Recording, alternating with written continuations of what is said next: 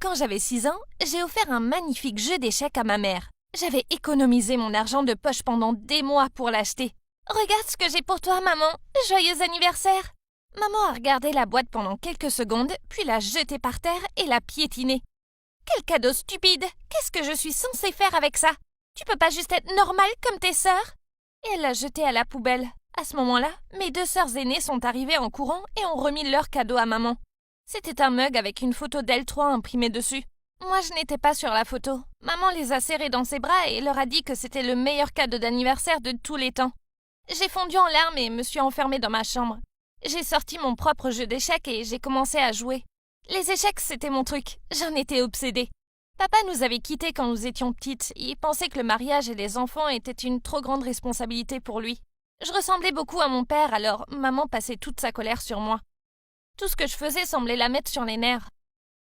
Même mes sœurs aînées semblaient me détester. Elles me reprochaient tout. Une fois, elles ont raté leurs examens et elles ont dit que c'était de ma faute. Elle reçoit toujours des gens pour jouer aux échecs et ils font tellement de bruit qu'on n'a pas pu étudier pour les examens. Quoi? Maman a commencé à me crier dessus et a dit que je devais nettoyer leur chambre pendant 1 mois pour me rattraper auprès de mes pauvres sœurs. J'en avais assez. Dans tes rêves, maman. Et je suis partie m'enfermer dans ma chambre. Je n'en suis pas sortie les jours suivants. J'ai continué à jouer aux échecs toute seule. Un jour, alors que j'étais en CE2, j'ai invité un ami chez moi. C'était mon partenaire d'échecs à l'école. J'avais peur que ma famille soit impolie avec lui, mais il semblait ravi de l'avoir à la maison. Mes sœurs ont couru au magasin et sont revenues avec un énorme panier de chocolat et de jouets pour lui. Elles étaient presque en train de lui baver dessus. C'était vraiment dégoûtant. Sérieusement, pourquoi t'es amie avec Mia? Elle est tellement nulle. Sois notre amie à la place. Non, deviens notre frère et viens vivre avec nous, c'est encore mieux. Il avait l'air complètement terrifié et s'est enfui de chez moi en courant aussi vite qu'il le pouvait. J'ai crié après maman et mes sœurs, mais elles ont dit que c'était ma faute et que tous les garçons étaient partis à cause de moi. Il s'est avéré que ma famille n'était pas la seule à me détester. Une fois, quand j'étais en CM2, notre professeur d'histoire a commencé la leçon en disant « Il y a des millions d'années, quand les humains et les dinosaures vivaient ensemble, les hommes ne pouvaient sortir que la nuit pour chercher de la nourriture. » Attendez, quoi? J'ai levé la main. Madame, c'est pas vrai. La prof m'a regardé de travers. Qu'est-ce qui n'est pas vrai? Les dinosaures et les humains n'ont jamais coexisté. Bien sûr que si. Tu n'as pas vu tous ces films où les gens fuient les dinosaures? C'est de la fiction, madame. Les humains sont en fait apparus 64 millions d'années après l'extinction des dinosaures. Arrête d'inventer des choses. Tu es vraiment effrontée. Je vais appeler ta mère. Quand la maîtresse l'a appelée, maman a dit qu'elle savait déjà que j'étais effrontée et qu'elle était trop occupée pour venir me chercher. Renvoyez-la à la maison. Elle peut marcher. Alors que je rangeais mes affaires pour partir, j'ai été appelée dans le bureau du principal. Oh non, j'allais encore avoir des ennuis. Je me sentais vraiment nerveuse. Je suis allée dans le bureau du principal et je l'ai trouvé tout sourire. Félicitations, Mia. Tu vas passer en classe supérieure parce que tu es une enfant brillante. J'étais ravie. Maman allait sûrement être contente de la nouvelle. Quand je suis rentrée à la maison pour le lui annoncer, elle s'est levée d'un bond du canapé, sous le choc. Oh mon Dieu, c'est la pire des nouvelles. Je vais devoir t'acheter des nouveaux livres. J'étais tellement déçue. Au moment où je sortais de la pièce, je l'ai entendu dire « Mia, tu sais quoi? L'éducation ne te servira à rien si tu n'es pas jolie comme tes sœurs. » Oh, pourquoi fallait-il qu'elle soit comme ça? On m'a fait passer en classe supérieure et j'ai commencé à passer plus de temps à la bibliothèque. Au moins, j'y trouvais un peu de paix et de tranquillité. Un jour, j'ai vu un flyer sur le tableau pour un concours d'échecs mensuel et j'ai décidé d'y participer. J'ai facilement battu mon adversaire et j'ai gagné une petite somme d'argent. Bien sûr, je n'ai parlé à personne à la maison de l'argent que j'avais gagné. Ça allait être mon petit secret. Un jour à la bibliothèque, un vieil aveugle s'est approché de moi. Je l'avais souvent vu ici auparavant, assis seul. Il m'a souri. « Veux-tu jouer aux échecs avec moi, petite héroïne ?» J'ai ri et j'ai dit que je le battrais facilement. Il a simplement dit « Prouve-le ». Alors j'ai joué avec lui et, à mon grand étonnement, j'ai perdu. Tu as du talent, mais tu dois t'entraîner davantage. Après que plusieurs mois se soient écoulés et que nous avons joué ensemble quotidiennement, l'aveugle a dit un jour que j'étais prête. Pourquoi? La compétition internationale pour laquelle je t'ai préparée. J'avais gagné d'autres concours locaux et j'avais mis de l'argent de côté. Il était hors de question que je dise à maman que j'y participerais. Je lui ai dit que papa m'avait contacté et envoyé un billet pour lui rendre visite. Peu importe, tu crois que je me soucie de ce que tu fais? Je suis allée à la compétition avec l'aveugle et quelques autres concurrents de ma région. C'était un jeu vraiment difficile, mais j'ai mis en œuvre tout ce que j'ai appris et j'ai gagné. Un beau pactole de 200 000 $. Lorsque je me suis avancée pour récupérer mon chèque, les organisateurs m'ont demandé mon âge, puis ils ont refusé de me donner mon argent. Ils ont dit que j'avais besoin d'un tuteur légal et que l'aveugle n'était même pas de ma famille. Malgré toutes mes protestations, ils ont appelé ma mère et lui ont dit qu'ils allaient lui transférer l'argent. Quand je suis rentrée à la maison ce soir-là, ma mère a couru vers moi et m'a étouffée de câlins et de baisers. Je savais qu'elle n'en avait qu'après mon argent. Elle avait préparé tous mes plats préférés pour le dîner et à la fin, elle a apporté un énorme gâteau au chocolat avec des bougies. Mais maman, c'est même pas mon anniversaire. Ai-je besoin d'une raison pour te chouchouter, mon ange? Allez, chérie, souffle les bougies. Mes sœurs m'ont fixée toute la nuit comme si elles allaient me manger. Elles n'étaient vraiment pas contentes.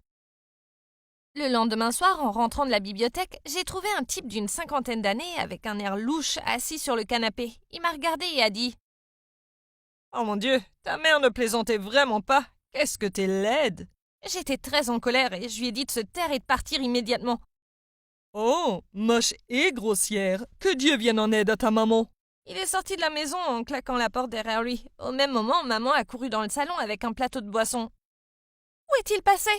Je lui ai dit qu'il avait été très impoli avec moi et que je lui avais dit d'aller se faire voir. Elle a laissé tomber le plateau par terre. « Tu quoi? Petite sotte, tu as une idée de ce que t'as fait? Ce type est un homme d'affaires très puissant qui peut nous transformer en futurs Kardashians. » J'étais horrifiée. Je lui ai dit qu'il était hors de question que je me fasse faire des opérations de chirurgie plastique pour avoir l'air artificiel. Eh bien, tes sœurs le feront. Je lui ai crié dessus. Tu ne peux pas utiliser mon argent pour te faire ces stupides chirurgies. Arrête de faire des drames, chérie. Tu n'as qu'à participer à un autre concours et gagner plus d'argent. C'est tout simple. J'ai menacé d'appeler papa et lui ai dit que je la poursuivrais en justice. Mais elle s'est contentée de rire comme une folle et a dit qu'il avait probablement oublié son vilain petit canard depuis longtemps. J'ai couru dans ma chambre et j'ai crié de colère dans mon oreiller. Je la détestais. Comme ma grande sœur Amanda avait 19 ans, elle était légalement autorisée à avoir recours à la chirurgie esthétique. Son visage était si différent maintenant que je ne pouvais même plus la reconnaître. Mais maman trouvait ça génial.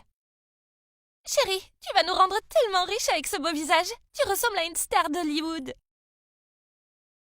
Amanda l'a regardée et lui a dit « Ouais, je voulais te dire que je vais devenir une star d'Hollywood. On m'a proposé un très grand rôle dans un film énorme. » Maman avait l'air plus que ravie. « Eh bien, c'est parfait. Tu vas nous faire gagner des tonnes d'argent. » Ouais, c'est ça, maman. Je pars pour de bon et ne t'attends pas un sou de ma part. Oublie juste que tu as une fille qui s'appelle Amanda. À ce moment-là, une limousine noire s'est arrêtée devant la maison. Amanda a sauté dedans et est partie en lançant un « bye-bye ». Maman est restée là à la regarder bouche bée, puis s'est tournée vers moi en me lançant un regard noir. « Tu ferais mieux de vite participer à une nouvelle compétition et de gagner plus d'argent. Sinon… » Pas question. Et je suis partie dans ma chambre. J'ai été assez surprise lorsque Katia m'a suivie un peu plus tard. Elle a dit que c'était vraiment injuste que maman ait gaspillé tout mon argent pour Amanda. Elle a remarqué mon jeu d'échecs et elle m'a demandé si je voulais lui donner des cours. J'étais vraiment heureuse que quelqu'un s'intéresse enfin à moi. Et j'ai dit « Bien sûr, pourquoi pas ?» Nous avons passé un bon moment à jouer aux échecs toute la soirée. Le lendemain, lorsque j'ai ouvert YouTube, j'ai failli tomber de mon lit en voyant que Katia avait téléchargé une vidéo sur une chaîne appelée The Chess Girl. Je n'arrivais pas à croire ce que je voyais. On aurait dit que maman nous avait filmé pendant que j'enseignais à Katia hier soir. Et toutes les deux avaient monté la séquence pour faire croire qu'elle était la professionnelle et moi la débutante. Heureusement, mon visage était couvert, mais j'étais tellement en colère. Je suis descendue et je les ai trouvées toutes les deux penchées sur leur téléphone, toutes excitées par le nombre de likes et de commentaires qu'elles avaient eus sur la vidéo. J'ai commencé à leur crier dessus qu'elles n'étaient que des imposteurs. Maman m'a juste regardée et a dit « Écoute, la vidéo est déjà sortie et les gens l'adorent. Ils ont du mal à croire qu'une belle fille comme Katia soit un tel génie. Alors voilà notre plan. Tu continues à faire ton truc de cinglé là, à t'entraîner aux échecs et à jouer en ligne. Et Katia t'enregistrera et postera les vidéos. Ça sera seulement genre 3 vidéos par semaine. » Sérieusement, maman n'avait aucun scrupule. Pourquoi ferais-je ça? Parce qu'on te donnera ta part de l'argent et tu pourras enfin partir pour de bon. Je m'en fous si tu te casses, mais seulement après que ta sœur devienne célèbre. Ok, ça me semblait juste. Alors je lui ai serré la main. Marché conclu. Les choses se sont bien passées pendant un moment. Je faisais ce que j'aimais et ma sœur continuait à faire des vidéos de moi et à les mettre en ligne. La chaîne devenait de plus en plus populaire et Katia devenait vraiment célèbre. J'avais enfin la paix et la tranquillité dont j'avais toujours rêvé. La plupart des soirs, j'étais occupée à étudier à la bibliothèque et à travailler sur mon plan pour sortir d'ici. Un soir, j'ai reçu une lettre et j'ai crié de joie. Quand maman m'a demandé pourquoi, je lui ai dit que j'avais été acceptée pour une bourse d'études et que je partais en Chine dans le cadre d'un échange scolaire. Je pensais que maman s'en ficherait, mais elle est devenue complètement folle. Elle a essayé de m'arracher la lettre, mais je l'ai rapidement glissée dans ma chemise. Elle n'arrêtait pas de crier que je ne pouvais pas partir et laisser derrière moi tout le travail qu'elle avait fait pour rendre la chaîne célèbre. Mais je n'écoutais plus ces bêtises, j'en avais fini et je partais. La veille de mon départ, maman a fait irruption dans ma chambre en sanglotant. L'aveugle est vraiment mal en point. Il te demande, Mia. Il a besoin de son ami. J'étais choquée et j'ai immédiatement couru hors de la maison pour aller le voir. Quand je suis arrivée chez lui, la porte d'entrée était à moitié ouverte. Je suis entrée, il faisait tout noir. J'appelais son nom, mais il n'y avait aucune réponse. Après avoir fouillé toute la maison, je suis partie, très inquiète. Quand je suis rentrée à la maison, Katia s'est mise à genoux et a commencé à pleurer, me suppliant de rester. Je me suis tournée vers maman et je lui ai demandé ce qui était arrivé à l'aveugle. « Oh, il va bien, il habite plus à cette adresse. J'ai juste dit ça pour avoir l'occasion de déchirer ton passeport. » Alors que je la regardais horrifiée, je me suis rappelé toutes les choses horribles qu'elle m'avait dites et faites, et j'ai craqué. J'ai bondi en avant pour l'attaquer, mais Katia s'est rapidement levée et s'est interposée entre nous.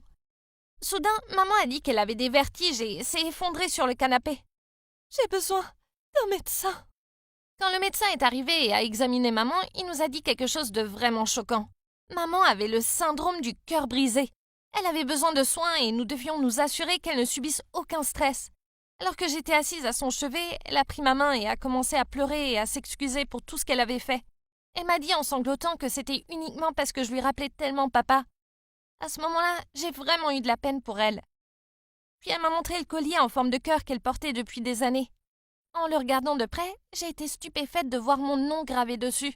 « Tu vois, ma chérie, je t'ai toujours aimée, mais je n'ai jamais su exprimer mes émotions. Je tiens tellement à toi. S'il te plaît, pardonne-moi. » J'ai serré maman dans mes bras et j'ai pleuré sur sa poitrine. À partir de ce jour, je voulais juste rendre maman heureuse. Je me suis remis à faire des vidéos d'échecs avec Katia. J'ai commencé à participer à davantage de compétitions et j'ai gagné beaucoup d'argent.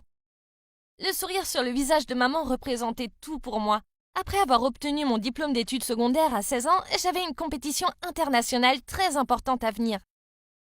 Je me suis entraînée avec l'aveugle jour après jour et je lui ai dit que je devais vraiment gagner pour maman. Il m'a regardée solennellement et a dit « Petite, la seule personne pour laquelle tu dois travailler dur, c'est toi. Rends-toi fière. » Je n'avais pas envie de discuter avec lui, alors j'ai juste hoché la tête. Il ne comprendrait pas. Je voulais juste que maman soit vraiment fière de m'avoir comme fille. Le jour de la grande compétition est arrivé et maman et Katia ont fait le voyage avec moi dans un autre état. J'étais vraiment heureuse de les avoir à mes côtés pour me soutenir, surtout maman.